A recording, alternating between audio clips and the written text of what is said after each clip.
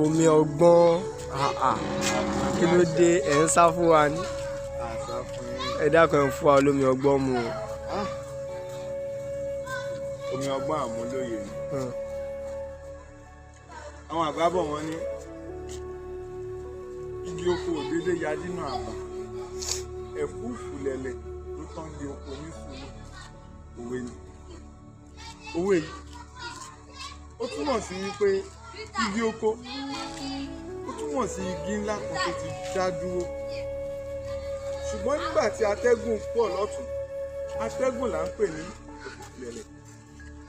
Nígbà tí atẹ́gùn pọ̀ lọ́tún tó pọ̀ lósì, igi oko padà ya lulẹ̀.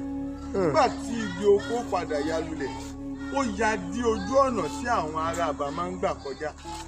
Nígbà téèyàn kan bá wá débẹ̀ tó wà ká igi oko yìí ló ṣubú sọ́nà kò fẹ́ ká kọjá mọ́ ni ẹni tó